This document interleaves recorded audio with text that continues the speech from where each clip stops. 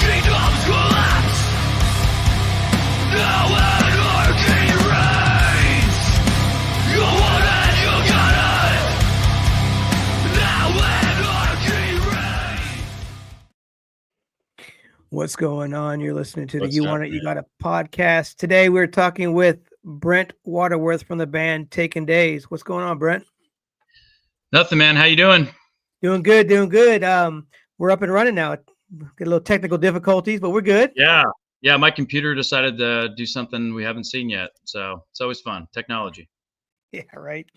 So what's been new with you, man? How's the band doing?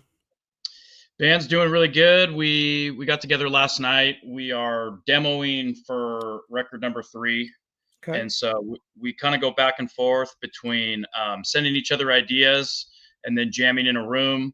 Once we have songs pretty good, then we will send raw cuts to our drummer, and he'll start out with like digital drums so that we can mold them, so we can find the right BPMs, and then we'll go in and start tracking guitars and vocals over those songs.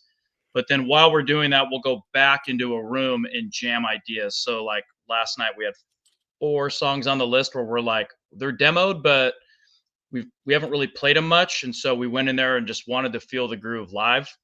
And then some notes were like, that beat is better, like, or try different stuff, or let's extend this bridge, or this intro is kind of pointless, it's not doing it, let's just cut it. So we kind of go back and forth. We spend months and months demoing songs, and the more songs we write, the more records we do, kind of the better we get at it. And we will eventually have to face Cameron Webb, who's our producer, who, Motorhead, Alkaline Trio, Pennywise, Lagwagon, all that stuff. Oh yeah.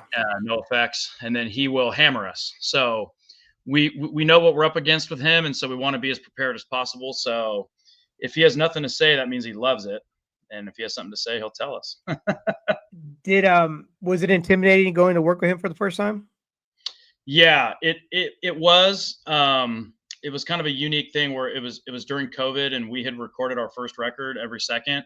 We were pretty much done, and then the producer and studio we were working with went on lockdown like everyone else, and we waited 2 weeks by 2 weeks by a month, and so on and so forth. And eventually we wanted to kind of move on, and it didn't seem like that the studio, it was like it was our friends, and they were kind of doing us a favor, so it wasn't like a professional business per se, and we were kind of like looking to start over. I had met Cameron Webb through the Pennywise guys, and didn't know or think that we were really at a level to work with somebody like that, but it was kind of good timing, and we connected. I sent him the songs, and then he was like, I like the band, I like the songs, but I want to start over, and let's do this thing from the get-go. I have some time.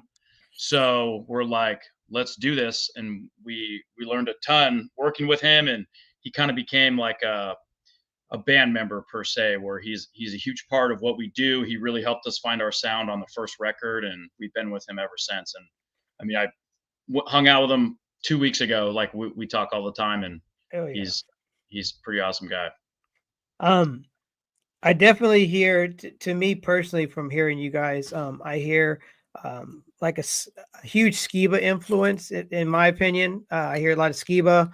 I hear Ignite, and I hear a lot of Pennywise. Are those any influences?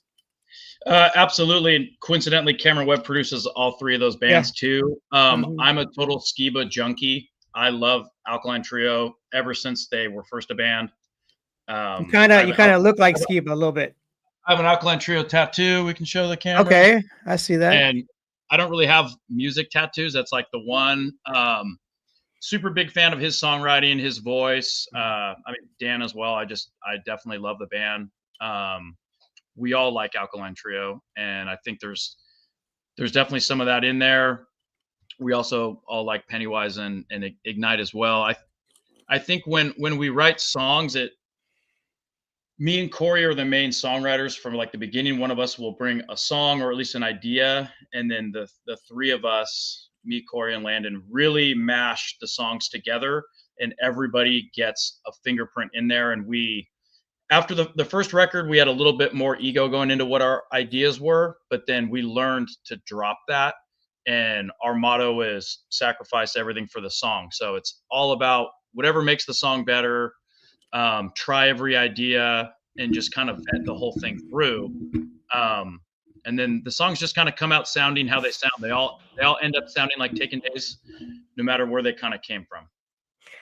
Speaking of Taken Days, where's the name originate from?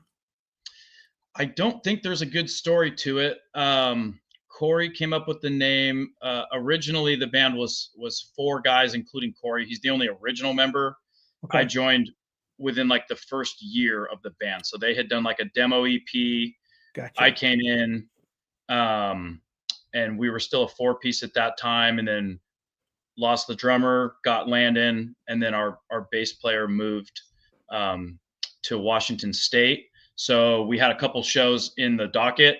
Corey moved over to bass, and we did the trio thing.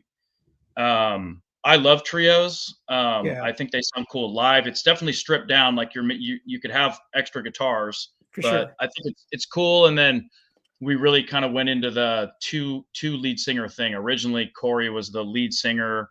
I was doing some backups, and then it kind of split off into the 2 lead singer thing. So I love that. Again, Alkaline Trio reference. The like 2 lead singer trio band is definitely my favorite version of rock and roll and punk. I think it's a cool thing. Oh yeah. It's when I think of, most bands, back then, you got Green Day, they were 3-piece, and yep. But no, so before Taken Days, were you in other bands, or were you jamming? Yeah, I've played music for a long time. I'm 42. We talked about that earlier. Yeah. So I started playing in like orchestras as a kid. I played the violin and then the trumpet. I did the trumpet for about 5 years in like the school orchestra and bounced around different brass instruments, was learning guitar on the side and playing Nirvana songs and Misfit songs and Minor Threat and NoFX songs. And then in junior high school, we had like a punk band where we did a lot of covers and wrote some songs. And then at the end of high school, I joined a punk band called Barely Legal. And we played for, I think we continued on for about 3 to 4 years, did a couple records, did some light touring, played a lot of parties in colleges. And we're kind of sending it, but then real life, I should say, kind of took over. And I did not play music for 11 years at all.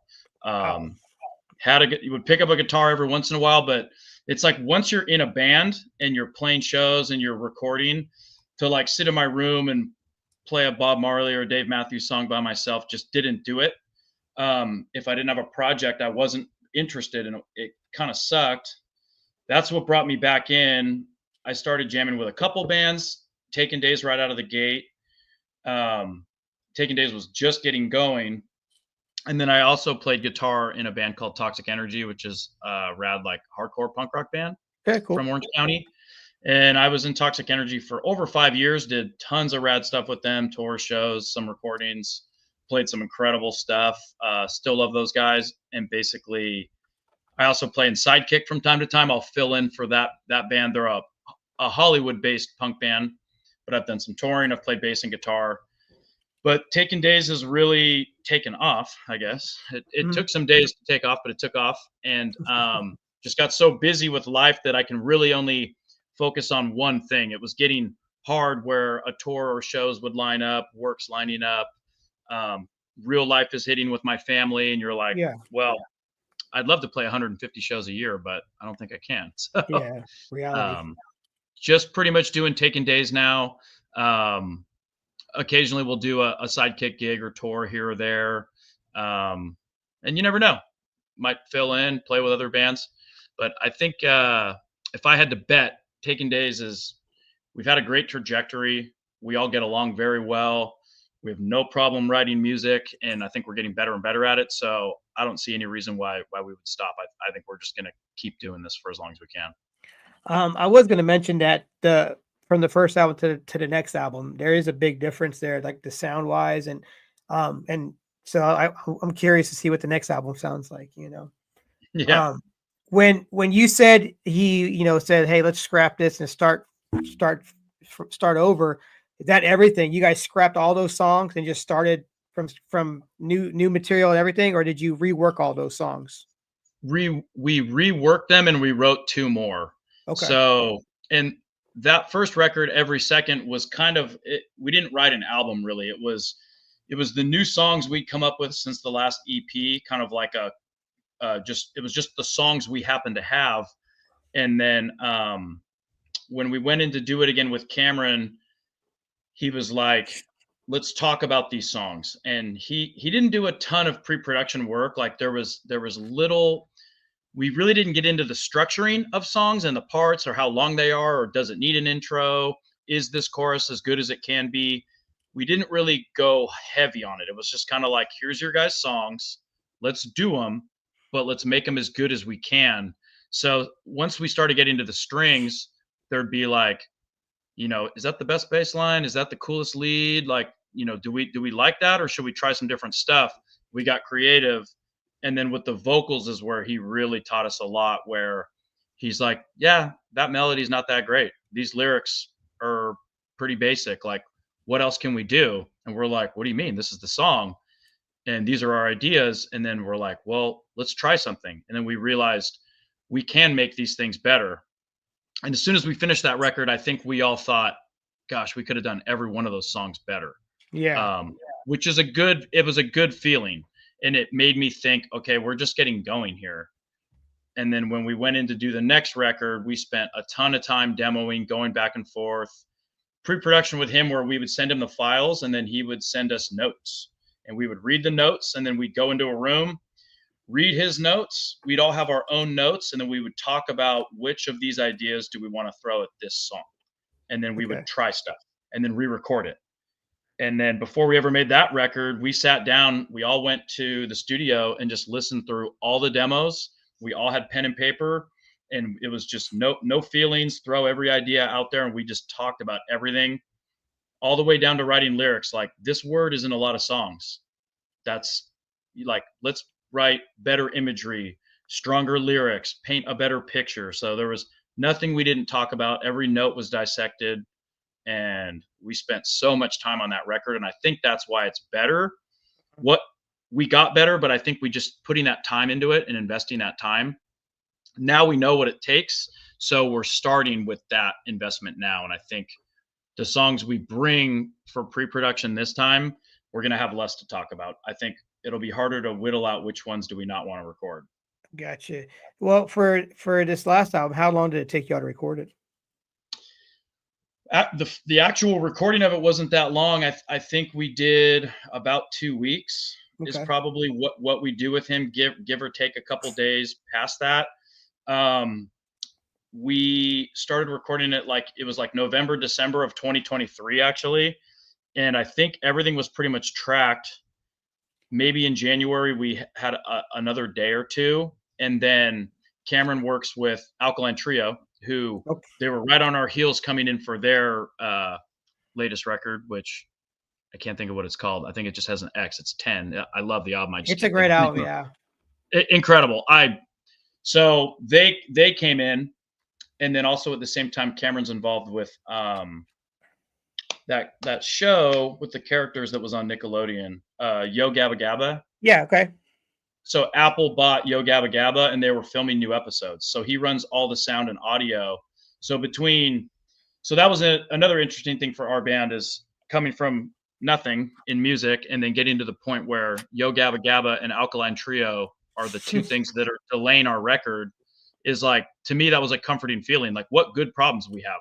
Yeah. So just to be in that, we live and breathe in that world where Alkaline Trio and Yo Gabba Gabba affects what we're doing. Was super cool.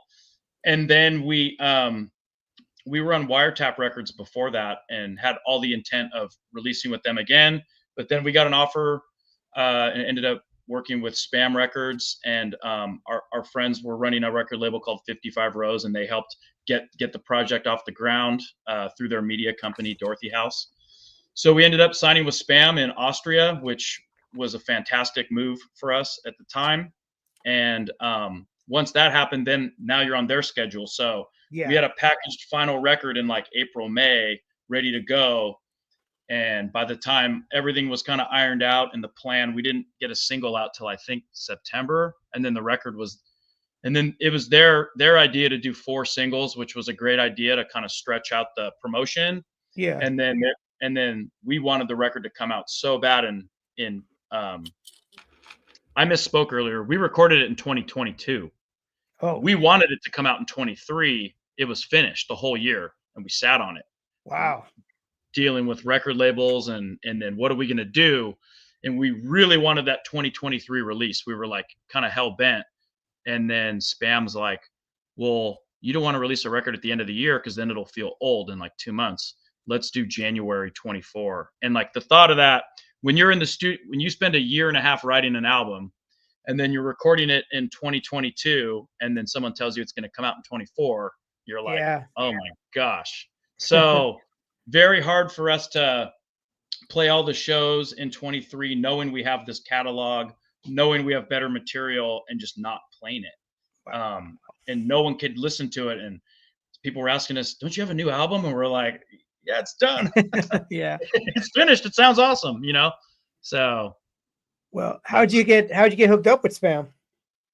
so we got hooked up with them through this media company called Dorothy House. They did some photos for us, and the owner of it, John, became friends of ours and became a fan of the band. And he was kind of getting into the music world and teasing the idea of starting a record label. And he signed the Mad Caddies and us, and the distribution was going to be SBAM. They were going to be the global distribution.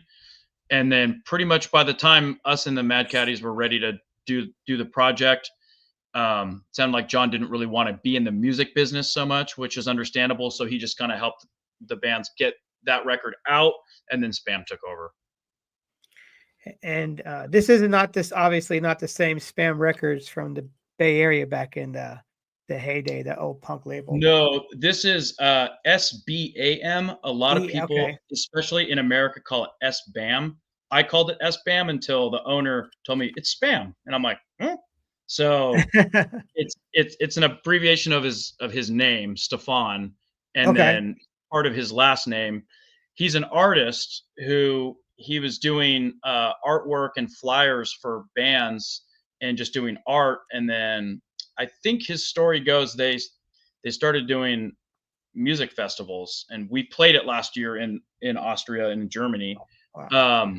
And the festival started getting bigger and bigger and bigger with bands like NoFX and Rancid and Zebrahead headlining it. Nice. Became a pretty big deal. And then he launched a record label, and now, I mean, SBAM's kind of like the biggest independent punk record label in Europe. And it's very popular throughout Canada and Australia and the UK. And it's growing in US. And there's tons of great bands. Like I'm wearing Chasers on there. And the Mad Caddies, Mest, Authority Zero, all kinds of incredible bands are part of the label. Yeah, Chaser. I actually stumbled upon them. I have a record collection page on Instagram, and I kept seeing this album pop up, Chaser, Chaser, Chaser. So I was like, well, fuck, let me check out this band. And I checked them out. I was like, I was into it, man. And it's SoCal. Like SoCal has a sound, you know, like it does. Yep. It's always had a sound from the 90s on. There's a SoCal sound, you know. Yeah, Chaser's got that wire. They're close friends of ours. Great band, great guys. Yeah. Well, you're originally from that area? Yeah. Okay. Yeah. So I remember you said like in middle school, you really have some punk rock whatnot band. Were you always in the punk growing up, like that kind of music, like even in elementary school, or? I think the first band I loved was Nirvana, and so that would be in elementary school. I loved Nirvana, and then by the time I was in like 6th going into 7th grade, like that in that junior high era is when Green Day, Dookie, Offspring, Smash, and Weezer Blue Album, that all came out in 93, I believe. And those three, and I saw them on MTV. Yeah. So that is what made me think, whoa, I think I love punk rock music. And that was all I had, all I knew.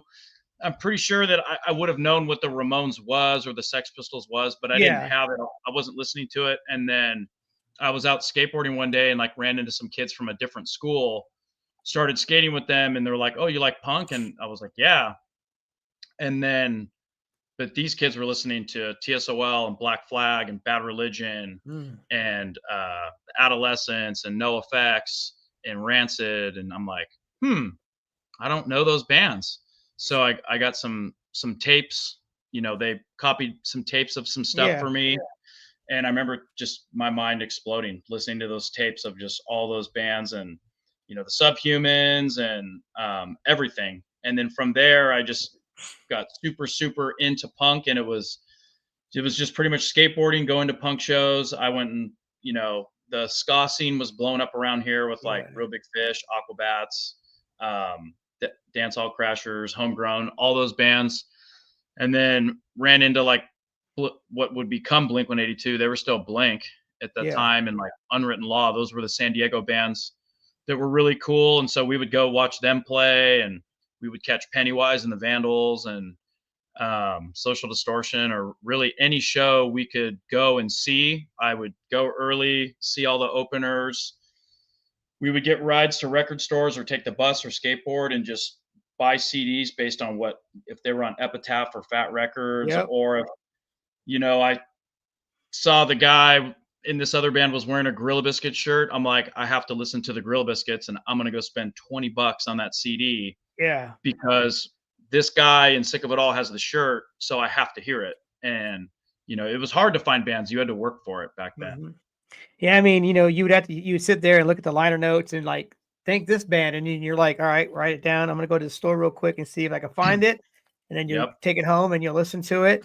That's like me, the Misfits. I found out about the Misfits because Metallica and Guns N' Roses were wearing the shirts, So I'm like, Yeah. what is that skull? And then I saw one that said the Misfits, so I went and got the Misfits greatest hits, and got turned on to the Misfits, and it's through metal, and then of course, you answered it for me. I was going to ask you if you were a skate rat, and then you said, you skateboarding, and skateboarding turned me on to so much music because of the skate videos, like I remember hearing Offspring for the first time and on a skate video, and then I heard, Black Flag and the Misfits, were like kind of went hand in hand back in the 70s and 80s, Yeah.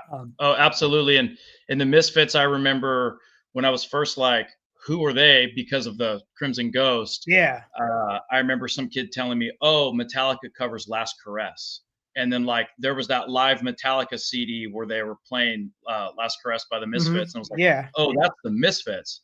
And then diving into, and then someone said, "Oh, and then it's Danzig before Danzig was Danzig," And then- and so it's like, "Oh, that's Glenn Danzig's other band." I have to listen to this. So Yep. it was a slam dunk. Same. Between the Misfits and Danzig, I found out about Sam Hain, what I'm saying? And I was like, Yeah. got turned on for that. It's like you said, you had to work for it back then. Yeah. Now you just type it in, but Spotify or online and be like, you might like these bands. And it's like, oh, okay, and I can just press Yeah. play. Nope, we'd have to go buy the CD and be Yeah. like, you either liked it or you didn't like it, Yeah, and it was harder to get in that club where like if you had a Misfits shirt on, or there was a patch on your jacket or a patch on your backpack, or you saw somebody with it, you knew that they went through everything that you went through, and they would know Jerry Only, Doyle, Glenn Danzig, Sam Hain. They would know the whole history of it because they had to work just as hard to find out about it. It wasn't accessible. It wasn't easy to just have a Misfits shirt. You had to like go someplace where that was a thing you could get. You couldn't buy it online, or you had to. There was no online. You had to figure it out on your own. You can't go to like J.C. Penney's or Sears and buy a Misfits shirt like you can now. Exactly. Yeah. And that's one thing too. And I don't, it is what it is. But you see a lot of celebrities just wearing shirts, which is fine, I guess. That's the new fashion. But it's like, do they listen to those bands though? You don't know. You can kind of tell, but it's like, you never know. The chick married to the Kardashians married to Travis Barker. She's always rocking his stuff, and I'm like, she probably doesn't know them, but she knows them because I'm sure she listens to him when he's around. He probably plays some of it for her, you know. Yeah. Or I'm sure she knew who Blink was because they're one of the Yeah, biggest bands of all time, but she probably doesn't know my band, you know? And so yeah. people that grew up listening to Blink and love that stuff would be able to find Taken Days because we're so similar. But yeah, I'm guessing Kardashian doesn't know who we are. It's funny as She you say, might. you know, hey, you never know. You never know. She Yeah, might have her she ear might. to the street, you know. She could. She Um, could have that ear low. She might be listening to it right now. We don't know. yeah, driving down the street. I listened to a podcast the other day with Travis Barker with Bert Kreischer, and he was talking about he took his daughter to go see Blink 182 or got her tickets to go see it, but not to see Blink. She went to see Pierce the Veil.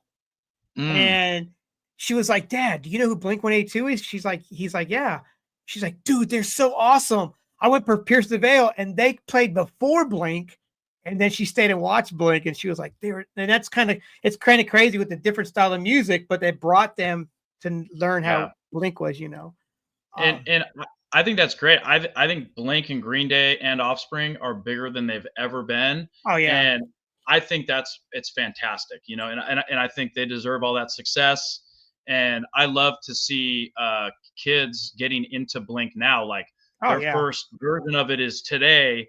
And then I hope that they tell their friends and that they listen to their whole catalog and then they go, well, what else is out there? And then that takes them to the Ataris and Unwritten Law and Pennywise. And then I hope that leads them to me. You know, I hope that that's how it's supposed to work.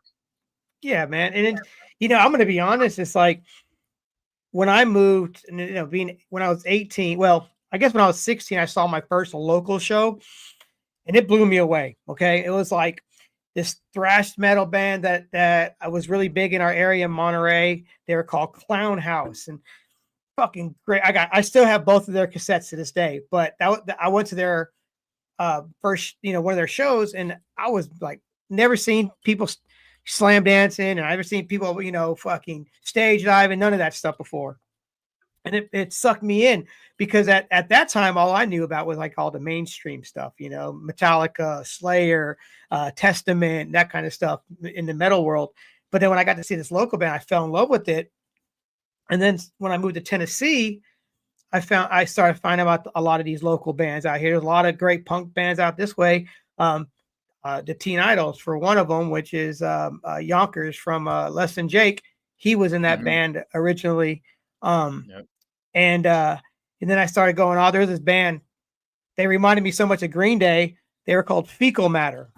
And it was the name just drew me in, but we had our little, what you would call that you would call CBGBs. It was called Lucy's Record Store. It was kind of a record store on the front, but in the back was like this little dingy hole in the wall venue, you know, and you would see so many cool punk bands come through there. I got to see Pansy Division and I got to see, not Bratmobile, but Babes in Toyland, you know, it's like all these different kind of bands came through there. And that's how I opened my world up into all the other punk stuff besides, you know, the Offsprings and stuff like that. Yeah. But growing up in the Orange County, what bands that, you know, you remember seeing as a smaller band that have become a bigger name band that's out there now?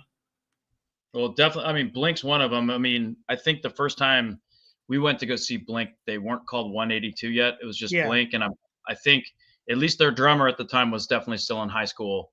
So we were going to those early shows of Blink. The first show that I ever went to that was like a real punk show was Real Big Fish and the Aquabats with Game Face and Longfellow. And Travis Barker was on the drums for Aquabats still because that was early days. So, but even then, like those ska things were just taking off. Homegrown was just taking off. Unwritten Law was still a local San Diego band. Like Bad Religion and Pennywise and NoFX were definitely climbing in. Yeah, they were just kind of breaching that mainstream thing. I mean, man, I saw everybody back then. Yeah. Rancid, like they had the first record out, and then I started listening to them, and then Let's Go came out, and it was like punks knew about Let's Go, but that was pretty much it. I went and saw Rancid and was all into it because they were Operation Ivy before. I mean, Operation Ivy was gone by the time I got into punk rock, but I was a mega fan Yeah. And then like I'll never forget when Out Come the Wolves came out, we bought tickets for that tour and they played at like a gymnasium at a local college Okay. and the show ripped. It was a big show at that time, like the biggest punk show I'd ever been to. But then going back to school in 8th grade or whatever I was in and having so many kids there knew what Rancid was. And I was like, how the hell do they all know what Rancid is? Come to find out they're on K Rock now. And so there was some of that gatekeeping where I kind of hated that Yeah. back then. Like, you guys don't deserve to even know this band, which is such a stupid way to look at it. Like they deserve all the success and We all were like that though with our for sure. bands, Yeah. I mean, hell, I was like that with Green Day, when Dookie came out, I was like, no, nobody else can have this band but me and my Yeah. friends. But Yeah. I think Fat Mike said it best.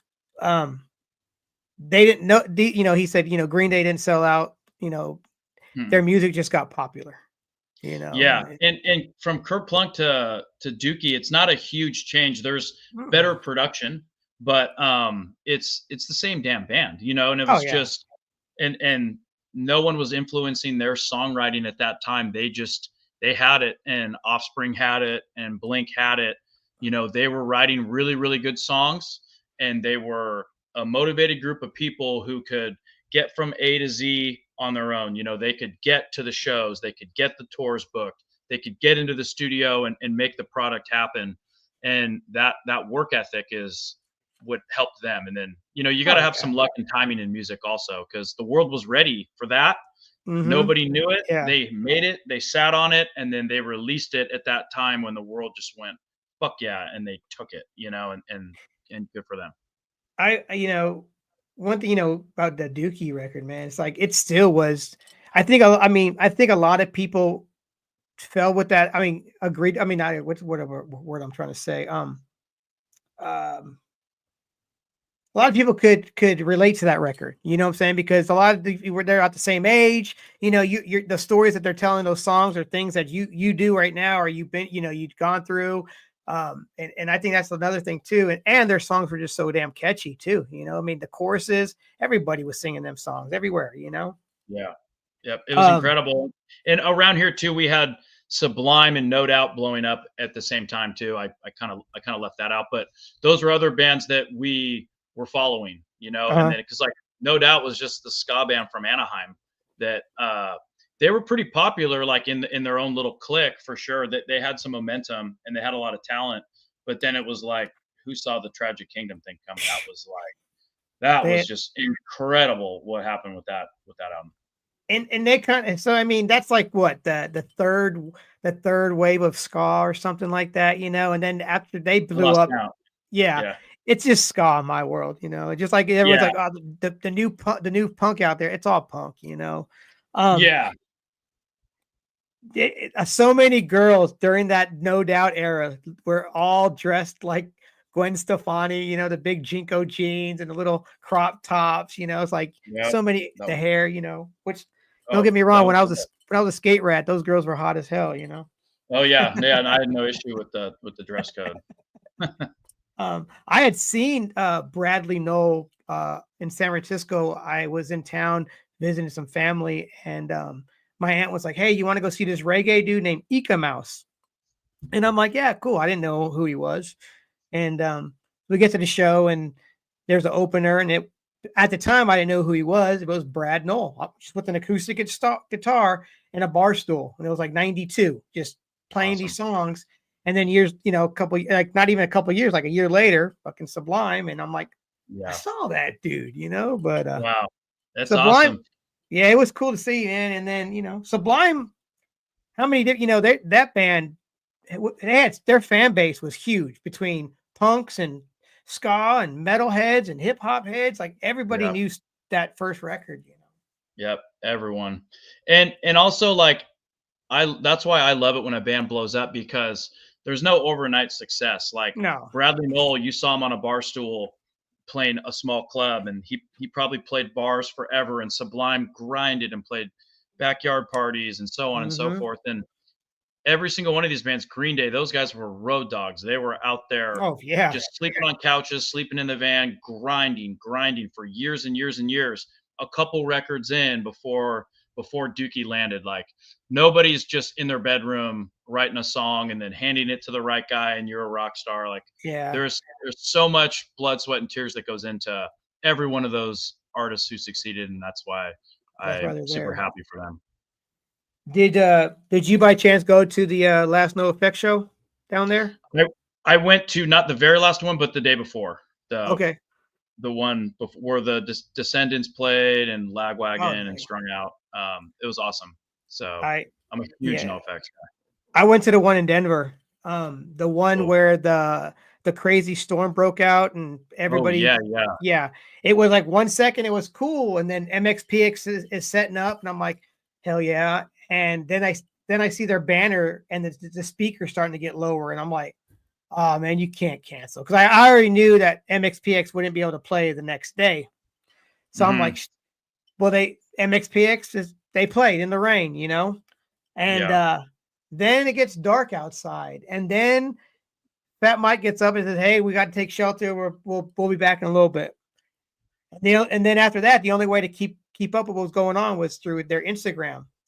So when me and my homie were walking back to the truck, and then it just starts coming down, hailing, right? And I guess on the area where everyone was standing, where all the tents and stuff were at, I guess like a little tornado type winds were coming, and all the tents got pummeled over, all the merch got destroyed. I felt bad, you know. Yeah, that was a mess. And I know like our friends Bree and Emily do the punk rock paintbrushes. They had tons of art get destroyed. Yeah. And all those bands merch and people were lucky they weren't getting hurt too. I mean, that was like chaotic. There's thousands of people, probably not a lot of ways to stay dry, and everyone's trying to, if you have a booth or have equipment, you're trying to manage that or manage your kids or whatever. So man, that was a shitty one. I heard Jim from Pennywise talk Monday on Toby Morris from HO's podcast, and he was talking about when they're talking about the punk rock paintbrush, how they got a lot of their stuff got destroyed and they were doing a show coming up, and I guess it's already happened, obviously, because that was tape. But it's sad, man. It sucked, but go ahead. That show on that podcast he's talking about was the Descendants night after the NoFX show that I was at. So Jim owns or he's a part owner of Saint Rock, is a cool club in Hermosa Beach. So the Descendants went and they had all these different guys like Skiba, Lynn from Bad Cop. A lot of people sang Descendants songs and the Descendants played. And so they raised money for punk rock paintbrushes, which was super cool. That would have been rad as fuck to see that, man. That'd been cool. Yeah, I know. I got to see NoFX, Circle Jerks, and Adolescence earlier this year. And man, did I feel like I was back in middle school. You know what I'm saying? It's just like everybody, like, we're all the same age. Everybody's singing along these songs, you know, and we're just like, yeah, this is great, you know. But what was the last show that you went to? Last show I went to, gosh, that's a good question. We played last week in San Pedro. So that was the last show I went to, is the one we played. What's the last show I went to as a fan?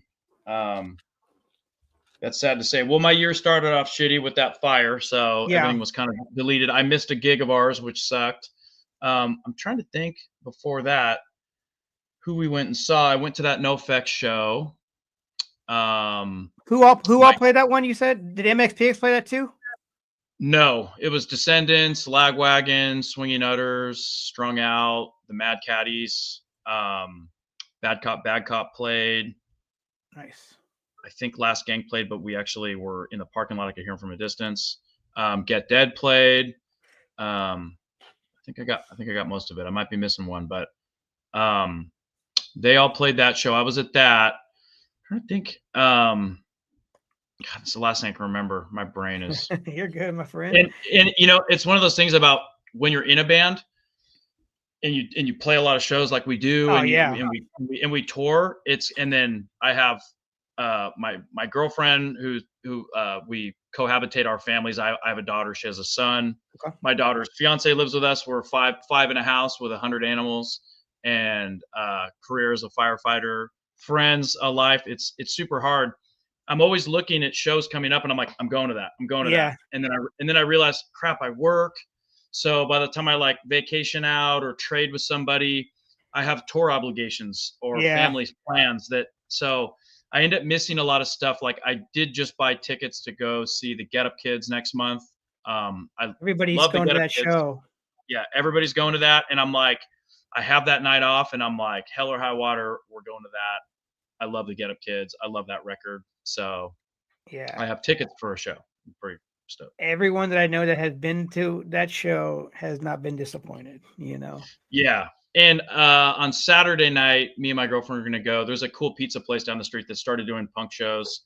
We're going to go Nice. catch a Linkin Park cover band. But there's a lot of cool kid punk bands, like high school kids or barely out Okay. of high school kids that are doing these badass shows at this pizza place. And I keep seeing it on Instagram, or I've had people tell me about it.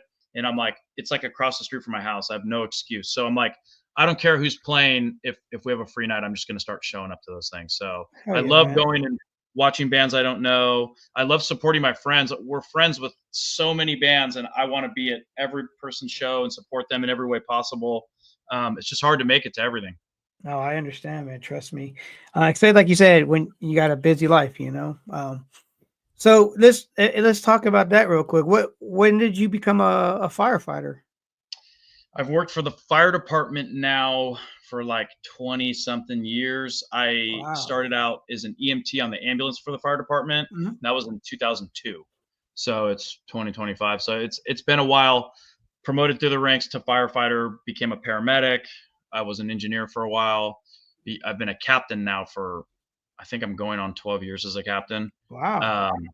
And then I did like a 4.5 year run in an admin job where I ran like the training division for fire department. I did like promotional testing, academies, hiring and onboarding like new employees and training them, and then just drills and classes and stuff like that. So I'm back. I've been back on the floor for like almost exactly a year now, and I'm a captain on a ladder truck company. Okay. And yeah, that's the main grind. I'll go back to work tomorrow, which for the listeners looks like we do a 48-hour shift, Okay. and then it's called a 48-96. So we go to work for 48 hours, which is 2 days, and then have 4 days off. So 2 on 4 off, 2 on 4 off is just this never ending pattern. And besides like trades or overtimes or stuff like that, it kind of flows like that. Oh, that's kind of cool, man. Me when I get older, it's like I look around at my friends and I'm like, you got friends that are lawyers or I got paramedic friends, I got firefighter friends, I got cop friends. I'm like, yep, you're old when you got friends in these businesses, but it's really cool to see that though, And then here I am, I'm a cook. I'm a cook at a restaurant. I've been doing that. Hell. That's fun. We gotta feed you guys. You know what I'm saying? Totally. I mean, I'm going to be cooking dinner next. That's my next play. So I'm the jack of all trades. I feel like I have 100 jobs. Well, if you don't mind me asking, man, tell me a little bit about your experience last couple weeks.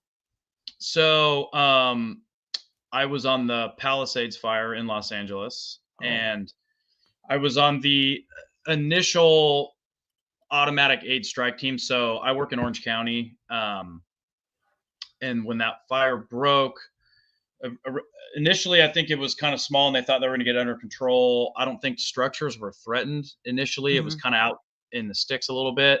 And then we knew there was winds coming. And then what happened was I was working on the truck that doesn't go to those things. And the engine at that station was on the list to be deployed for an immediate need strike team, which is where when they start calling for help, there's like those initial people that need to be ready to go within 1 minute. And once we got that call, the captain on that rig had some obligations that he couldn't get out of. So I duty called and I just kind of jumped into the seat. We were busy and I was out running a bunch of calls, not really knowing that this was happening. And then I got a call from the battalion chief. He's like, you got to get to that station and get on that rig right now. And I was kind of like, uh-oh. So I didn't even know that structures were burning or nothing, but came, jumped in the rig. We took off and we start looking at our phones. We're like, okay, this is burning some buildings and it's just getting going. And then we got up there pretty quick, and our drop point or meeting point was at like PCH and Sunset, which is right where Malibu kind of meets into the Palisades. Okay. And buildings weren't burning there yet. We pulled up, and all those people were getting out of their cars and running and leaving their cars in the street because you just couldn't. It's tight. Yeah, traffic. Yeah. So we like had that bulldozer come through and start pushing the cars out of the way so we could get around, and I could see the fire coming up, and it was starting to consume some buildings. And then we pretty much we went to work. Our team of 5 engines and 2 battalion chiefs, we went to work for 3 days without relief. So that was like a Tuesday around 1:00. And then somebody came and took our spot like midday on Thursday. So we were just grinding. I had a very narrow view of how big the incident was overall because I was just so focused on what we were doing. And I didn't really realize how big of a fire or how much damage there was, because I knew it was bad where we were in the Palisades. But I didn't know that it had spread to the other neighborhoods. I didn't know it had ran down through Malibu. I didn't know that it had burned up that whole portion of Sunset Boulevard till a couple days later when we saw the Gelson's is gone, the church is gone, the high school is gone, all the businesses on Sunset. Then we got down to PCH and we're like, everything burned or is still burning. So pretty intense thing to witness, to be a part of. Luckily, we were all safe. A lot of exposure, a lot of really bad stuff that we got in our eyes and our mouths and our skin and our lungs. But everybody, we had a 22-person team of men and women, and everybody came back with as many fingers and toes as they started with. And awesome. We did a lot of really good work. So we were assigned to that incident for 14 days and nights.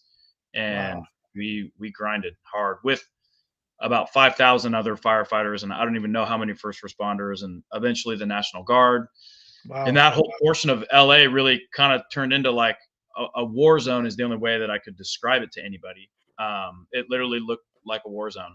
And I've been a part of some pretty big fires and a lot of tragedy throughout my career. Unfortunately, it's a big part of what we do. And just the amount of damage that caused was wild. And then come to find out, it ended up being global news for many different reasons. And there was the other fires in LA were burning at the same time. So it was a hell of a thing. And I guess what I could share to listeners is that the wind was just unbelievable. It was like, we get winds in this part of California that blows offshore towards the Pacific.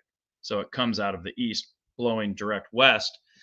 And occasionally with the low and high pressure systems, however it works, it pumps up, and it was like sustained around 50, 60 with gusts like 80 to 100 miles an hour. So when you have these walls of fire and the more buildings and trees and cars and things they're consuming, it's just more and more and more heat. And it was pretty much laying down flat, and it was like a blowtorch. So it was just like enormous blowtorch that wouldn't shut off. And it was just taking everything in its path. And I mean, we were bumping and running and trying to get ahead of it where we could, put out what we could. A lot of really good saves, a lot of homes and properties we did end up saving. I was glad to see days later that like, oh, hell yeah, that's still there. Like that feels good. That's awesome. We worked our ass off on that. So, but then not so much in a lot of other ways. Yeah. Well, mad respect to what you guys do, man. Thanks. All good. I will say this. I like you said, those pictures, like I've seen pictures, man. It looked like some shit out of an apocalyptic movie. You know, it was insane, man. And it's depressing. It's sad because people lost their homes, you know, and it sucks. Hopefully they can start cleaning up and rebuilding, starting over again soon, you know? Yeah. It's going to be a long road. That fire was so big that portion of LA is going to, I think 20 years from now, there'll be signs of it. Like it's, you know, they're going to rebuild, but there'll still be like that one empty lot or that one business that's still gone. And, you know, there's going to be those empty lots and those families that relocate, and it forever changed the face of, you know, one of the biggest cities in the world. Yeah, it's kind of like, you know, back during the riots in 90s, you know, I'm sure there's still buildings that were burned down that are still, you know, not rebuilt to this time, you know. Did you guys like did you guys ever like in your area did you have enough water? Did they have to get water from like the ocean or anything, or you cannot do that? So we were running out of water in certain neighborhoods.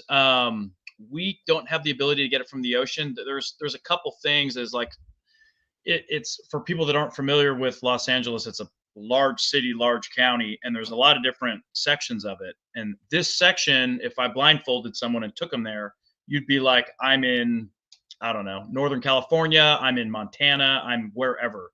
And then if I'm like, no, you're like 20 minutes without traffic to downtown LA, you'd be like, yeah, right. And then you turn the corner, you're like, really?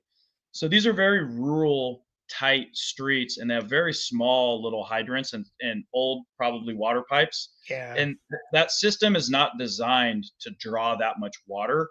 And you can't hook up that many engines to fire hydrants. There's only so much pressure and so much volume available. And then I know power was going out too, and there's electric pumps that pump water there. So Yeah.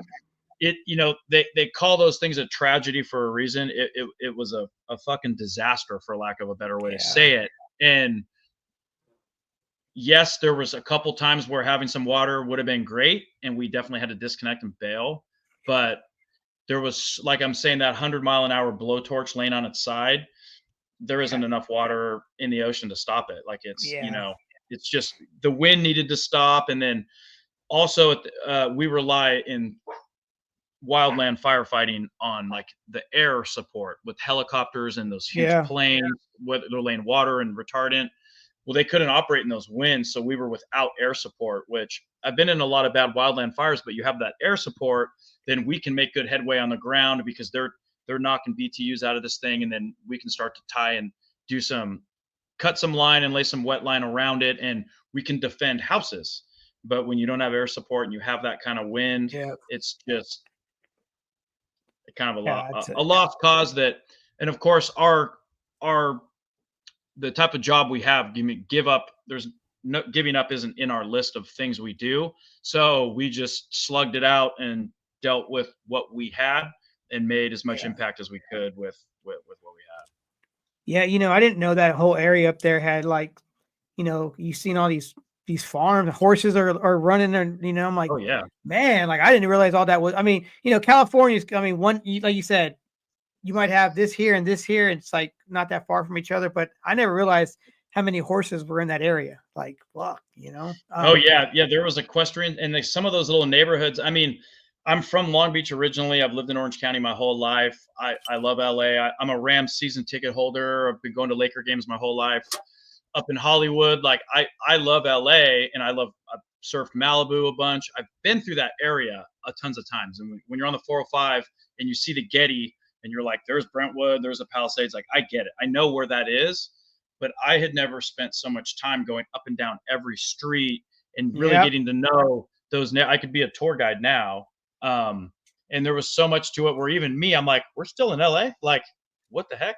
So it was a really beautiful, incredible area. No wonder it's so damn expensive to live there. It's, you can have this country farm type life with your equestrian center next door, but also be at LAX in 15 minutes. I mean, that's unbelievable. So it's a pretty incredible place. Yeah. I've only been down to LA once, and that was in the 80s when I was like 8 years old, because I went to Disneyland.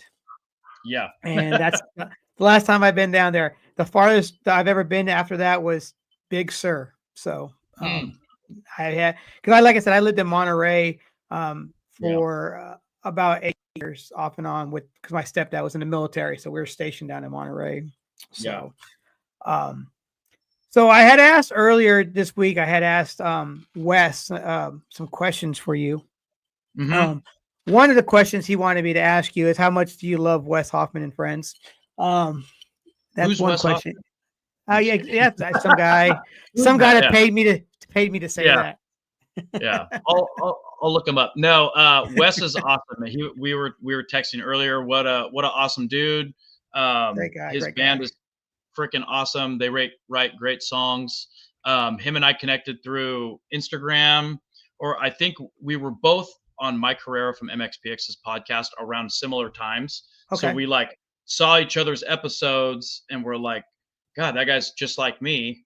You know, he lives in St. Louis. I live in San Clemente, California, but we're like the same age, kind of same, so very similar life story. And we both love doing music and we're doing our bands. So him and I just kind of started talking, and that evolved into like a super tight friendship.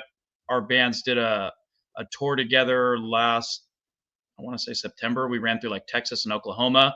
We did like some neutral ground, and then we love doing stuff with them, and we're going to do more stuff. And we've got this West Coast tour coming up, and we're both a part of that. So great dude. It's crazy because like I met him because of my buddy Wes, who's in a band in Nashville called the Graveyard Kids. And if you haven't checked them out, check them out because they're pretty badass. So he was like, hey, he posted on his Instagram, hey, my buddy has a podcast. You want to be a guest, blah, blah. But he sent it strictly to Wes and this guy from the band called the Catastrophes from Nashville, who Wes and them played with them when they were in Nashville recently. But he hits me up. He's like, hey man, I got this from Wes, and he, I do an episode. I'm like, cool. So we chatted, but through him, I found you and your band because of him posting something. And I was like, oh, and then I watched one of your videos of the Taking Days videos, and they were like, hey, Brent's not here right now. He's out there fighting these fires. And then I started checking out the band. I was like, okay, this band's pretty rad. And then, I said, he told me, he's like, you should hit up Brent. He'll be more than happy to do it. And I'm like, I'll give it a shot. Sure. And you got right back with me. But it's crazy how it's like, I met him from my buddy, and then he introduced me, it's just cool, man. Yeah. Well, and then him and I met each other through Mike of MXPX of all people. So it's like, it's just kind of funny the way that the world works. But that's how friendships and relationships are supposed to be built. It's just, you can't force these things. You connect with good people when they come to you, when they walk through your door. So my thing is just always be willing to make any new friendship, any new contact, because you never know where that's going to go with those people. You might have these great experiences and do really fun things with people. And you can't force it. You can't try to send a DM to be like, be my friend, tour with my band. Like, you know what I mean? Like that doesn't happen. You have to just let it blow. You got to let the wind blow at you. Yeah, he's a super rad guy, man. And he's a hard worker, man. I watch what he does for his band, and definitely cool dude, man. And from knowing about your tour coming up, I found out about Counterpunch, and those dudes are pretty badass, man. Where are they from? Counterpunch is originally a Chicago band, but I know two of them are living in California. Jared lives in San Jose. And Jared does a lot of bass work for Death by Stereo also. So he plays nice. Death by Stereo quite a bit. I hear that band often over the years. I mean, I know who they are, but it's like so many people I've known of either knows people in the band or knew somebody that used to be in the band or whatever, but they're a great band. So in San Clemente, I know that's a name I hear often in the world of music. What's some of the bands that have rolled out of there?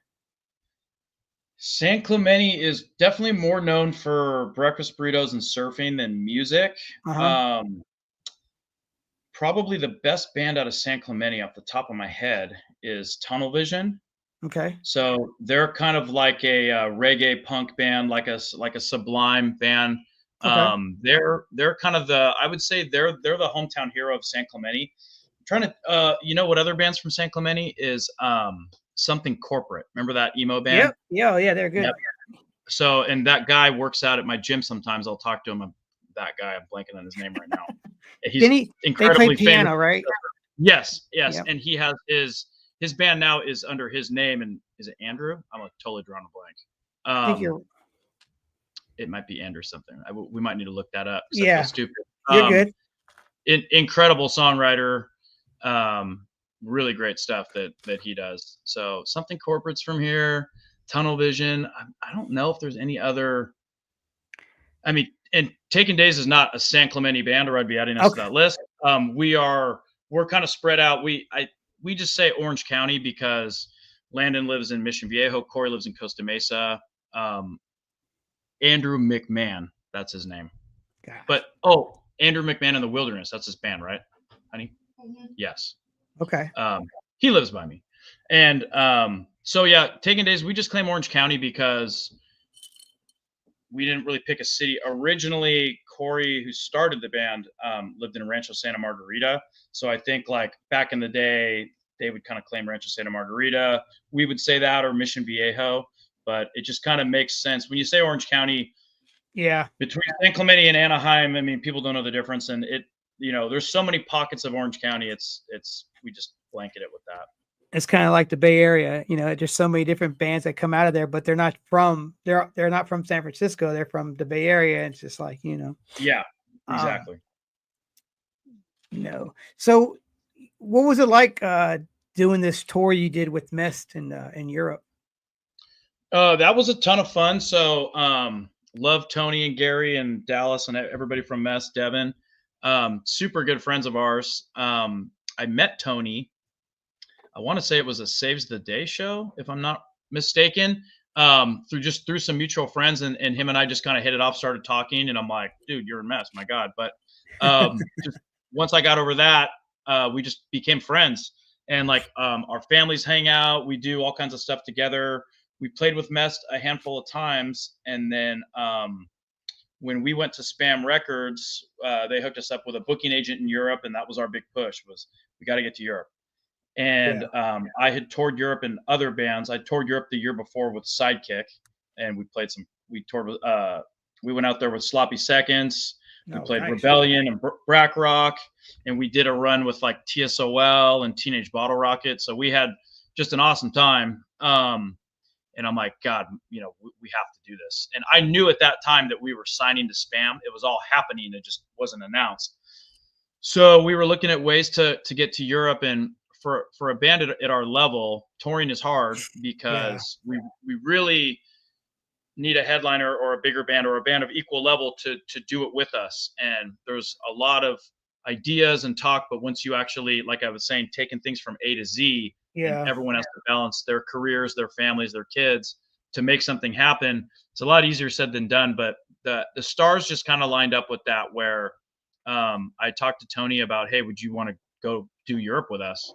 And he was like, yeah, let's like talk about this. So we talked about it, plotted the tour, and went out there for a couple of weeks with Mest and had a really, really awesome time. So made a lot of new fans, met ton of great people, and we can't wait to get back to Europe and do it again. So have you guys played Canada at all? We have not. So even earlier today, I'm in a text with another band. We have Taking Days always has 15 tours on the penciled in, and then about like one out of 15 usually happen. One of the tours we're talking about now is with a band who I love them. I wish I could say it out loud. And we're talking about doing a Pacific Northwest through Canada run. We're not really having luck putting anything together for Europe this year. We had some close ones maybe kind of come through. I wouldn't count us out just yet, but for fans, what's hard to imagine is the summer festival run in Europe starts booking in the fall of the year before. So by like October, November, if you're not on these festivals, you're not on these festivals. So it's not the type of thing where in February and March you can go, oh, that'd be great, I'd love to go play Slam Dunk Festival. Who wouldn't? So all that stuff's happening like 9-10 months ahead. So if your stars don't line up for you, so even for us, I would love to do Europe this summer or later in the year. That could always change. The call could come, but I'm already thinking like 26. You got to start thinking about that now. Yeah, that's what I was thinking too. It's about the fest seasons. It's like, man, because you hear these fests are announced, like tomorrow you're going to hear about a fest for next year or something in like Europe, and it's just like, but yeah, I know what you're saying, man. And then you got to book your whole year around that. So what about Warped Tour this year? Warped Tour, our name's in the hat. I can tell you that, and I've personally talked to Kevin Lyman and shook hands with him, and we had some people in the scene who we really appreciate that put up a good argument and good fight for getting us in there, and we'll see. We'll see if that one plays out. Yeah. So I just pulled up the lineup for LBC, and it's not a bad little lineup so far. They got, they're covering all years, and that's pretty Yeah, cool, up till yeah, now. And obviously Pennywise, what would be Warped Tour without Pennywise, I know. um And we were very lucky. So my girlfriend and I went to Pennywise they hosted a barbecue at Van's headquarters, which is by our house, and we were okay. invited, and that's where I met Kevin Lyman, and it was like a Warped Tour pre-party barbecue, and they filmed that little skit that they were going to use to announce the Pennywise show. So like I was standing right there, like we were there. So pretty cool to be behind the scenes on that. Was that the one when they were barbecuing? Yep. Yeah, Yep. I So remember seeing I was at that barbecue. that.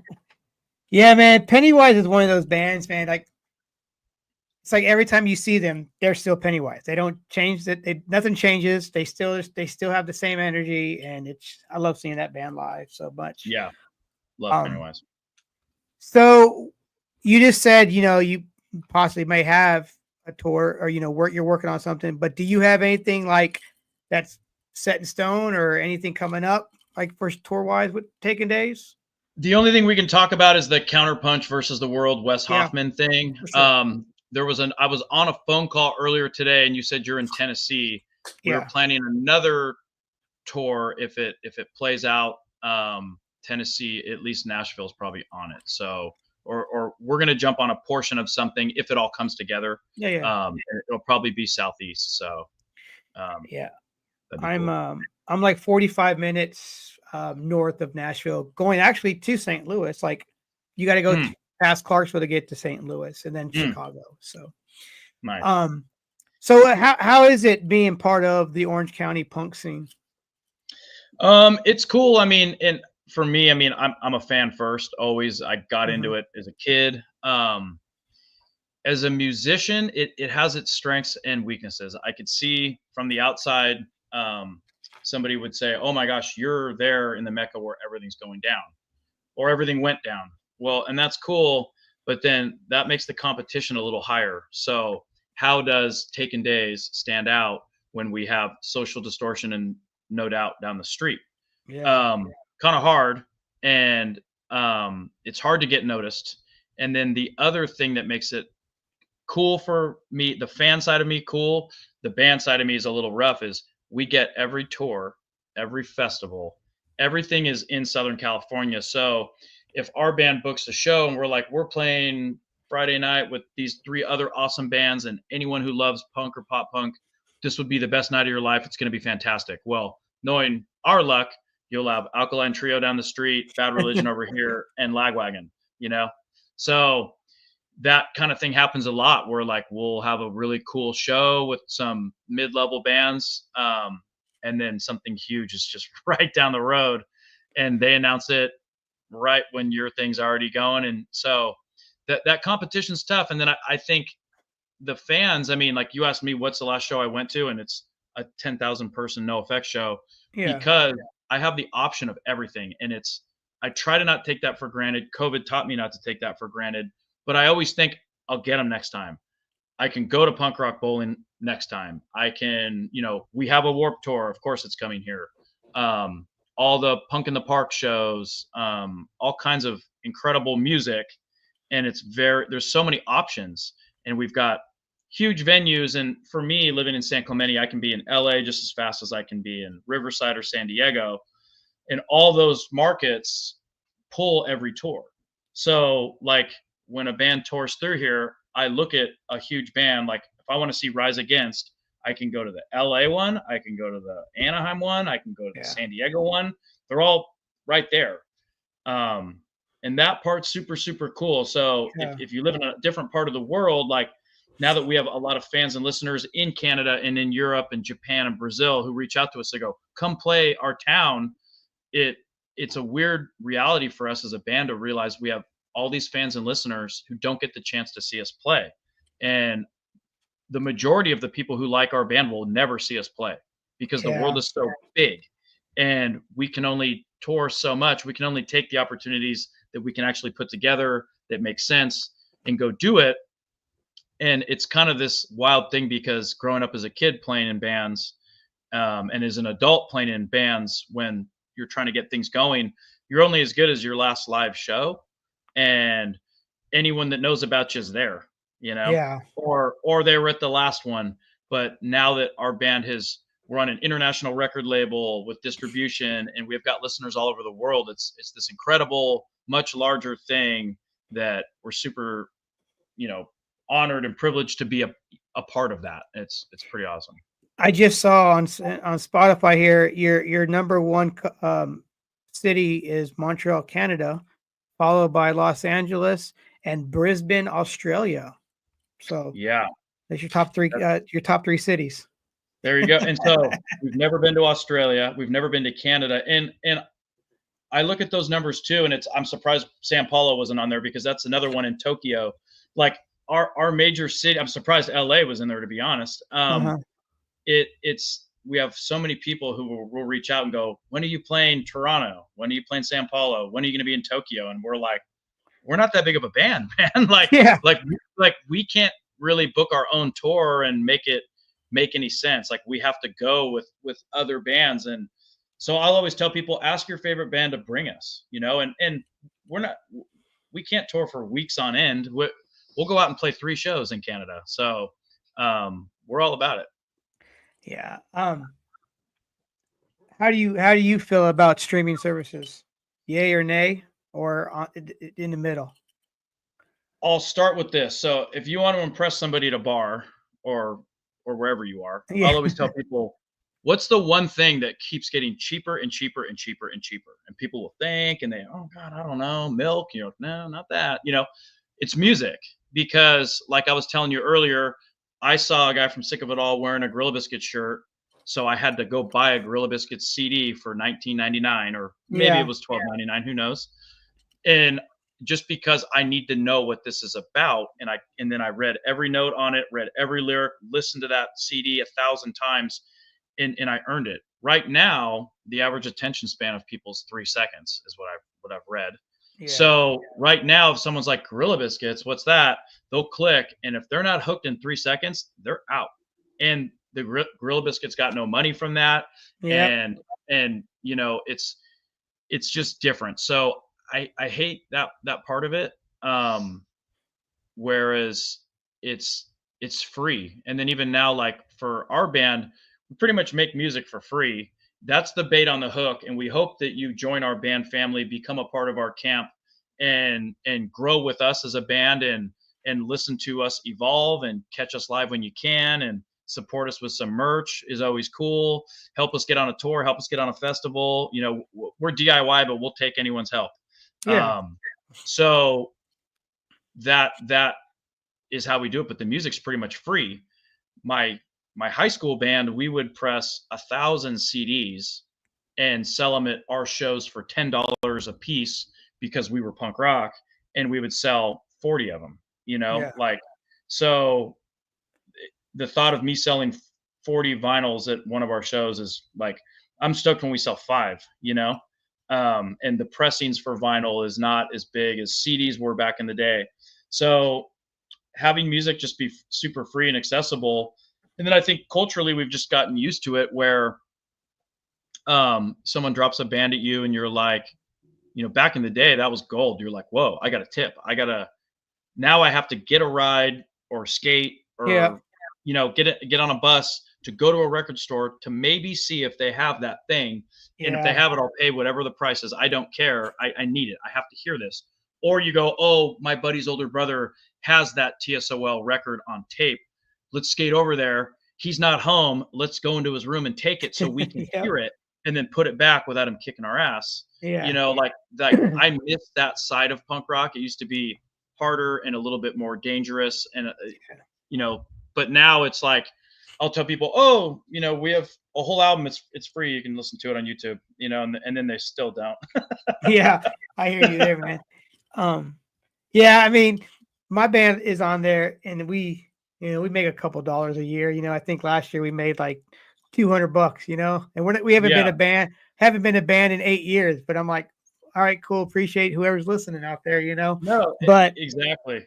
Yeah. And the only way, I mean, you got to be Taylor Swift or the Foo Fighters or Coldplay to make any money on streaming, which it's unfortunate. But then, like, I don't know, there's good and bad. Like it's so cool that like I could make something and then get it to everybody so that, if all these people in Brisbane and Montreal are listening to us, we, on one hand, I feel like we don't deserve that audience because we've never been there. We've never given Yeah. them our presence. We've never showed up and shook hands and looked them all in the eye. So I love that they listen to us, but I feel like we didn't earn it. Kind of. It's like to have fans in Brisbane, we should have to go there. I think that's the one thing that's kind of cool about the internet though, is like that your Yeah. music does get spread a lot farther. Yeah. But like you're saying, like pricing for vinyl and CD, you get 100 CDs pressed now for about $100 now. It may be Yeah. even cheaper than that because Yeah. no one's. But I mean, now are people even buying CDs from people? Not really. No. Not really. No. Um, We had, when we did that Europe tour, a few fans reached out asking if we were going to bring CDs, and there was a guy we've become friends with. He's a part of our band family. Martini said he doesn't have a vinyl player, and he really wants our record on CD if we could do it. So we made like 25, and we sold all 25 of them. It took 2 weeks, but most people, it's like, oh, really? You have a CD? And you're like, Yeah. yeah.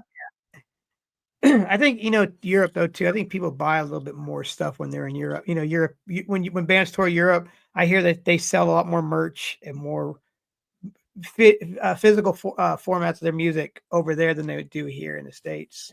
It Yeah, sucks. well, and because it's special, and Europe right now, and Canada and Australia and Japan, and the United Kingdom, they're very into punk rock music, and they're very into US punk rock music. So the big bands over there are the big US bands. They're really into the scene. And then the core people who really are into punk rock, they're paying attention to these smaller record labels and finding bands like ours and really, really holding on to it, so that when they see we're playing this town in Germany, they know they got to go. Like, Yeah. you don't know when we'll be back. They don't have that luxury that I have where every tour comes through here. Yeah. They got to go for it. So that was a cool thing to experience. Did you guys play every single day when you're over there, or did you guys have like time off to enjoy your travels in Europe? We played every day but one, and one day we played twice to kind of make up for that. We did an acoustic show, and then that was in Paris. We did an acoustic show, and then we did the club show at night. And then our day off was also in Paris, and we went to Paris Disneyland. Oh, nice. So there was a connection there. Somebody reached out to Tony from Mest and was like, "Oh, I saw you guys are on this tour. Looks like you have a day off. I work for Disney.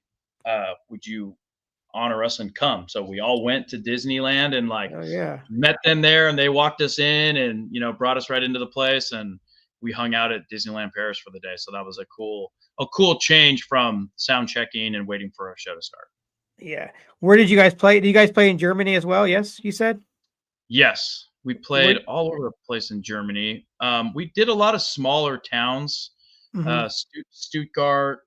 That's where I lived in Stuttgart for 3.5 Yeah. years. Okay. Yeah. That's a bigger city. Yeah. We were down in Lindau. God, I'd have to look at the flyer to get all Yeah. the names. That's Castle, cool. Germany was another one, but I think we played like 5 shows in Germany at least. There's a town in Germany called Alf, Germany, and they sell nothing in their souvenir shops but Alf dolls because it's Oh, Alf, funny. Germany. Yeah. And Germany's like rad. I love Germany, and like it's crazy how many markets there are for punk rock. I've toured through Germany twice now, and I feel like I've played every city, but I think you could play every city. You could go to the smallest town in Germany, and they're going to come out, and once they find out, oh, this punk band's from LA, I mean, they're all over it, Yeah. and they love it. They were such a great audience. They come up, and some of these clubs we played were either, some were huge, but some were really small, and just, you know how it is. There's no air Yep. conditioning in Europe. So I'm about to faint, and I'm a fireman, for God's sake. I go into burning buildings, and I can't believe how hot it is. No one complains, and they are just mashed in there front to the stage, and they're like, play your songs, entertain me. And they absolutely love it. And it was so welcoming to have that type of an audience. We're like, oh my gosh, I'll come here every year. This is the best. That's rad. Like My first concert, it was in Germany actually, and it was seeing Living Color. Mm. Um, and then the next month I saw David Lee Roth. So Oh, nice. yeah, and then me and my buddy snuck out of his house to go see Extreme play an acoustic show at this little metal rock bar in Lewisburg, Germany. And we got there and they wouldn't let us in, so we just sat in the parking lot and listened to Extreme play through the walls. So Wow. um, See, that's punk rock, man. yeah, and that wasn't even punk rock; that was Extreme. No, But yeah. no, But you had it here. That's a punk rock thing to do. yeah. You know, that's my thing about me. Like my music is like all over the place, and it goes with my age. You know, where I was at in my life is what I was listening to. You know, obviously being a skater, always listening to Fat Records, Epitaph, Lookout Records bands, and you know, obviously in that era of the '90s, SoCal, NorCal was ruling the fucking punk rock wave. You know, for everyone to check out these bands. You know, Yeah. you know, I know it's getting down on some time here. Let me ask you a couple more questions. What was your first album you ever bought with your own money? I think probably it was definitely a Nirvana record. I don't know if it was Nevermind or In Utero, but I think the first time we had like Sam Goody or Yeah. something like that, you know, like, or Tower Records or whatever. I would have to say probably Nirvana. I mean, I ended up with like Nirvana, Pearl Jam, Cranberries, Live, Stone Temple Pilots, like all of those grungy alternative rock records that were firing in that era of the very early 90s. Good I stuff. had all those. What was your very first concert? Do you remember? Actually, I said it earlier. It was Real Big Fish, Aquabats, Yeah. Game Face, and Longfellow. Yeah, because you said Travis was on drums still. Travis was on drums. I'm sure I'd seen live music someplace, but my parents like music and, you know, Beach Boys or the Eagles or Rolling Stones or whatever, the Beatles, but they weren't like concert goers. I remember them going to see the Rolling Stones when I was a kid, but they didn't take us to concerts. And I mean, I'm sure I saw live music at a fair or something, but the first time it was like, I want to go to a show, it was Real Big Fish. Well, what's the biggest? Well, never mind. Scratch that. So, have you heard Jim Leidenberg's cover band of the Social Distortion cover band? Jim No. Lindenberg's cover band. Yeah, apparently he said it on Toby's podcast that he has a Social Distortion cover band. I must have been like barely listening. I thought you were going to ask about Black Pacific because they're good. So they are good. So I'm listening to it right now in my car because I definitely listened to a song. I've heard them before, and then I listened to one of the songs when that record came out. But then when I was listening to his podcast, I'm like, okay, I got to give that album another go. And I listened to it today twice. And I'm bad at the names of songs, but there's a couple on there that I really, really like. I'm bad with song title names. I can tell you the song. I just yeah, I can know the lyrics, but I don't know the titles. And a quick Jim Lindbergh story. When I was playing in Toxic Energy, we did a record, and Fletcher has a studio in Hermosa, so Fletcher brought us in there, tracked the guitars. We did it at like his little studio, and Jim Lindbergh offered to sing on one of our songs. So our main singer Greg is the vocalist, but there was like this part of the song that was like a bridge that I sang, and so Jim listened to it and he basically was like, okay, I'll sing with you. So, and this song got a lot of play on Sirius XM and on Faction Punk, and sometimes still does. It definitely a really cool classic Toxic Energy song, and it still blows my mind anytime I listen to that. I'm like, that's me and Jim Lindbergh. Like, what how weird is, and like I grew up as a kid going to Pennywise shows, you know, just worshiping every Pennywise lyric and just thinking those guys are super cool. And then I sang on a song with Jim Lindbergh, and I was at Pennywise's barbecue a couple days ago. So that kind of stuff is still weird to me, even though I've been around those guys a lot and they're all really, really fucking cool dudes and a great band, but it's wild. You know, it's crazy how you say that about the punk world. You know, I watch wrestling, so I hear that a lot about these wrestlers. It's like I used to, you know, walk around the back, or I'd go meet this person, and now they're like my friend now, you know. It's just like, yeah. So you guys did a Census Fail cover. How did you choose that cover, or were you on that cover? Yes. So Wiretap Records did a Vagrant Records tribute album. So they had reached out to us and asked us if we would do Census Fail. So, and we're like, yeah, Census Fail is killer. And I remember, I don't think he told us this, or I think he said, what song do you want to do? And then I think I said, I don't know, we'll talk about it. Maybe something like older. And he's like, okay. And then we all kind of listened through, and then we landed on that one, which is such a damn good song. And I text the Rob from Wiretap that we were going to play. I'm blanking on the name of that song. I can't remember song names for shit. I don't even know. I don't know the name of that song. It was Buried Alive. Buried Alive. There you go. And then I told him we were going to do that. He's like, oh, I love that song. I'm super stoked. And we did that with Cameron going back in. So we did the first record with him. And then it was about a year later, we went back in and just did that one song with Cameron Webb. So he produced it. That's a great album too. That song came off of too. Oh yeah. I think it was their second album. I remember seeing them on the in 2003 in Nashville, and it was pretty fucking epic. It was pretty cool. Yeah, Census Fail sick. Well, Brent, I do appreciate, man, your time today. Anything else you want to plug? Just well, thank you for your time too, Russ. Appreciate you. Shout out to Wes Hoffman, and looking forward to touring with him again next month. If anyone's on the West Coast, California, we're touring with Counterpunch versus the World, Wes Hoffman and Friends, and Taking Days. So try to plug that, and then find Taking Days on Instagram or Facebook or however you do. I'm at Brent Waterworth. You can find me. I post everything we do. And if you want us to come to your area, your country, your city, wherever that is, let us know, and we'll try to get there. You know, we want to come everywhere, and we want to meet everybody and play for everybody that we can. And we really love doing music. We love writing songs, and we feel very honored that people are interested in it. So that means the world, and it keeps us going. Hell yeah, man. Well, dude, I appreciate your time. It's been a good little chat. We'll have to do it again sometime. For sure, brother. All right, man. Take it easy, bro. Later. Cool. Peace.